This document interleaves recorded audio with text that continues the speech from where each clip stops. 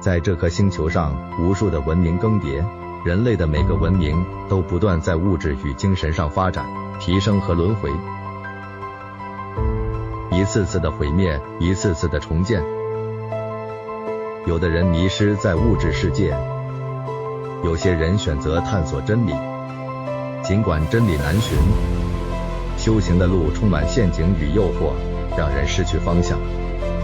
但有些灵性修炼与修行的精髓，如琥珀般被保留了下来。他们在这场大游戏中，在各个文明中，在各个朝代中，因着机缘而出现，也因着各种条件而消失，等待再次的出现。这些教导总是超出与突破当朝人们的制约以及既定的思想，故对于人们而言，总是难以理解的神秘。欢迎来到琥珀神秘学院。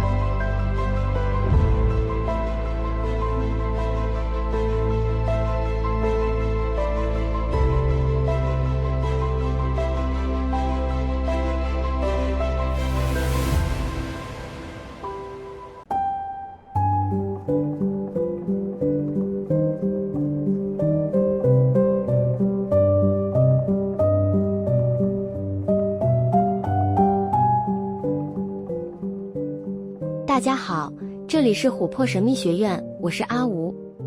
前2堂课，阿吴教了如何把你从未来与过去中拉回到现在此时此刻的方法，就是不期待法与记忆虚幻法。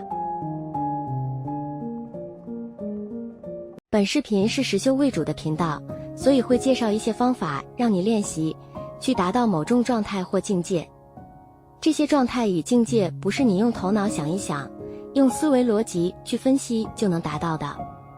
有效的修行不是逻辑智力上的活动，而是感受上的活动。所以如果你以思维逻辑去看待阿吴给你的这些方法，例如对治未来心的不期待方法，或是对治过去心的记忆虚幻观，你的头脑可能会觉得很好笑，或是很蠢，或是你只是用头脑去想了一遍这些练习流程，那么你将不会有任何改变。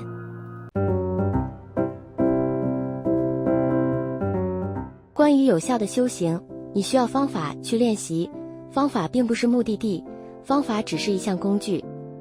带领你去到前所未到之地。所以若你用思维逻辑去检视这些方法，你可能会得出一个哲学式的结论，或是会批判这个方法工具，这都不会让你在修行上有任何的进步。你想得定吗？想悟道吗？想感受能量吗？想有神通魔法吗？除了用头脑思辨外，人们更需要的是实际的去练习，去感受，这样你的修行才有可能带你到那神秘之处。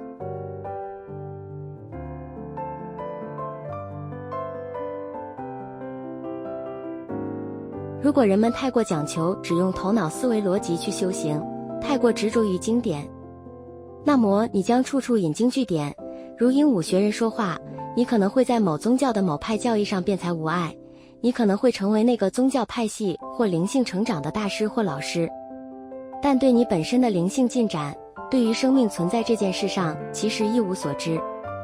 人们可能会对于修行和生命有100个疑问和问题，但是当我回答人们这100个问题后，它又会衍生出另外100个问题。这是头脑的特性，永远没有满足的一天，因为思维逻辑永远解不开生命的奥义。因为头脑的思维逻辑是生命的工具，却不是生命本身。一个人可以永无止境问下去，得到一个个你满意与不满意的答案。经过了几十年后，你的疑惑与困惑还是没有得到真正的解答。有关生命的答案，该由生命去解答，头脑的智力思维逻辑只是生命的一小部分。你需要用到全身上下的每个细胞去感受，那才是运用生命去寻找生命答案的方法。而这正是现代都市人们非常陌生的领域，因为人们从小就被教导活在以头脑思维逻辑建构的理性世界。如果你企图以思维逻辑的方法来认识生命存在的本质，就像一个耳朵听不见的聋人问你什么是音乐，什么是摇滚乐，什么是爵士乐，你可以用盲人的点字系统，以资讯文字巨细靡遗地告诉他，他将会知道许多关于不同类型的音乐理论，他会知道此风格的音乐要用哪种音阶来组成。他可以把整个西洋音乐史倒背如流地念给你。他可以提出许多对音乐的见解，他可以成为这类的专家学者，甚至可以研究并发表更新的音乐论文。他可以变成音乐理论、音乐发展史研究的大师，甚至可以成为这一领域的泰斗。但在本质上，他却不曾听过任何音符，也不曾被任何旋律感动过，未曾为一首歌流下一滴眼泪，他从没有过随着音乐起舞。这样的人却号称他懂音乐，人们也认为这是百年一现的音乐大师与奇才。你可能觉得这很荒谬，但这就是许多人们正从事的灵性修行。所以解方是，当这个聋人问你什么是摇滚乐，你只要想办法让他的听力恢复就好，让他自己去感受，去听听，他就知道什么是摇滚或爵士音乐了。这比长篇大论的带入许多名词和复杂的理论还有帮助。琥珀神秘学院也总是提供你方法与操作方法的正确方式，只要大家去认真练习、操作和感受，就会听到一些更为真实的声音。所以切莫只用头脑去思考和思辨或想象，而不用身心去练习、去实验、去感受。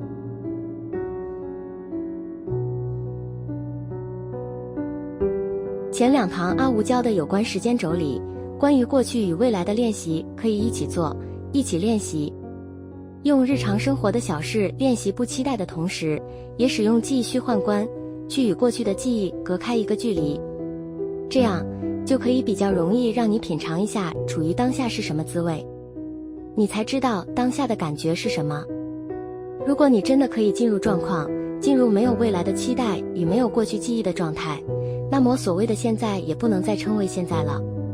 现在存在的前提是因为你有过去与未来，当这两端都不在了，剩下中间的部分，也就是现在的感觉，将会扩展至整个生命中。你的存在会变得圆满，所有过去与未来的时间都会化为一整体，因为不再被头脑里的僵化的时间轴分割了。即使一开始这种感觉只能维持几秒钟、几分钟，也可以改变你对存在的看法。既然此时全部的时间都成为了现在，成为了此时此刻，那么用现在这个此时此刻的模式去改变所谓的过去与未来，也不是不可能的事了。这种玄幻的三昧体验，只有在你经过专注的练习后才会发生，而不是看看书想一想就会出现的。经过这样的练习与体会，你才可以明白何谓三心不可得，即是过去心不可得，现在心不可得，未来心不可得。如果不经过反复的练习与体会，这些经典上好听的话都只会沦为口头禅，打打嘴炮而已。琥珀神秘学院所做的都是在治疗听不见与看不到的症状。待人们眼睛可以感知到光了，耳朵可以听见声音了，人们就可以自己去看那些光和听见那些声音，也就是更真实的世界了。即使用尽了所有词汇，阿吴还是无法告诉你空是什么，真理是什么，神秘是什么。只能由你亲自张开眼睛，智慧之眼去看，那才是人们自己的奥义，而不是经本上的。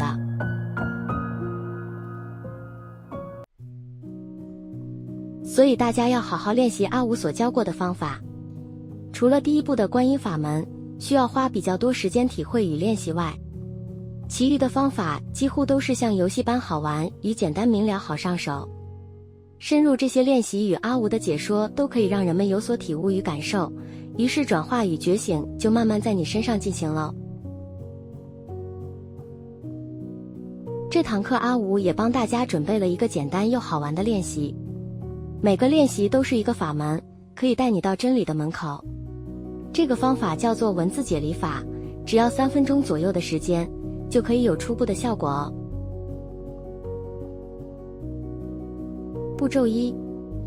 准备一张至少要A4大小以上的白纸，纸上需要完全空白，上面不能有任何图案或文字。步骤2，随意挑一个中文字，写在纸张的中央，这个中文字的笔画不能太少。例如不能是1、2、3，或是中文字的口、日这种笔画非常少的文字。如果你一时想不到要写什么，那就选你的名字或家人朋友名字里的其中一个字，把这个文字写在纸的中央，文字的每个笔画请写清楚一点，并且不要以草书方式书写。步骤3，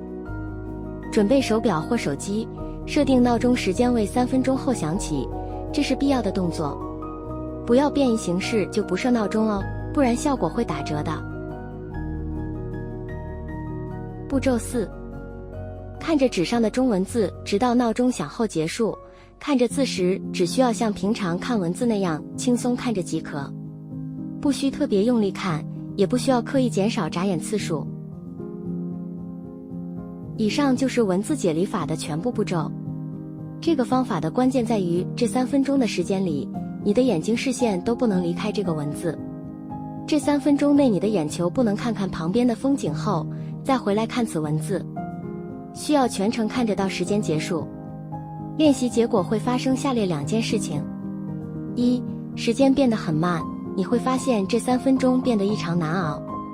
2、该文字的样子会越变越怪，虽然该文字的外形在客观的事实没有变，但你会觉得这个字越来越不像字。这是因为头脑的惯性与机制在于它需要流动，需要一直有标的物让头脑去想、去思考、去分析、去判断、去分别。当你一直注视着这个文字时，前几秒头脑会开始判断这个文字的各种资讯内容，包含它代表的意思、发音、笔画顺序、外形、颜色等等。过了约30秒后，头脑已经对所有能分析的资讯都判断完了，它会开始感到无聊，并想要去找其他东西来分析判断的欲望。此时你会开始坐立不安，觉得时间过很慢，觉得无聊乏味等等。这就是为何这3分钟异常难熬的原因。请你去用心体会和感受这个头脑运作的过程。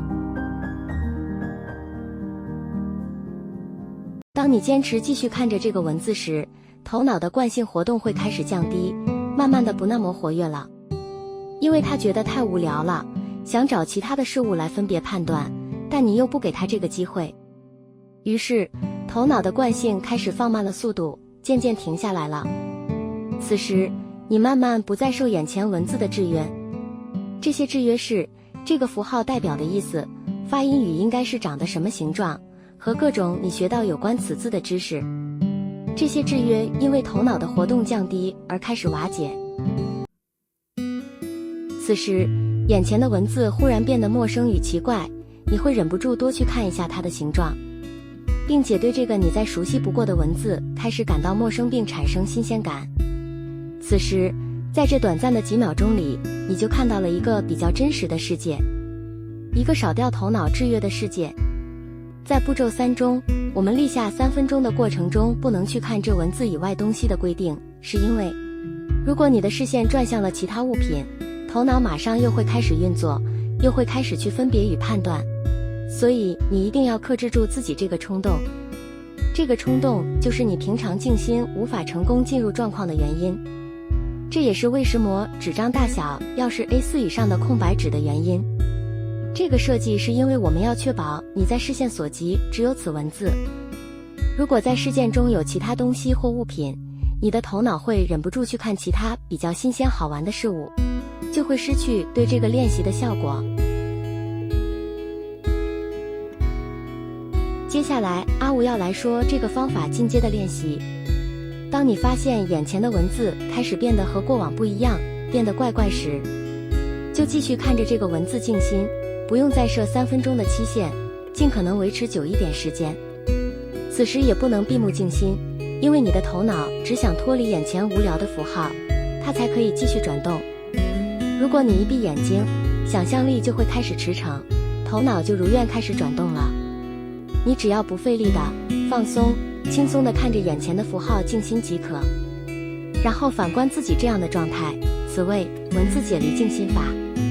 也许你的眼前会渐渐出现白光，觉得很明亮，直到你把视线移开，此文字白光才会消失。因为头脑止息，你渐渐地看见事物的真实。一般来说，用眼睛来修持，来当修行的工具，对初学者而言是困难的。但阿无教的这个方法非常简单，成功率也很高。如果你能在进阶练习的过程，反观眼睛这个能看的功能，那么就可能练得火眼金睛，用眼来感应较为真实的世界，可洞悉人们能量状态的能力。日是第三眼中见的能力，之后还要更深一层，更进一步的反观子观照，最后以眼根来入道。知道方法还不赶快回家练一练？下课喽，拜拜。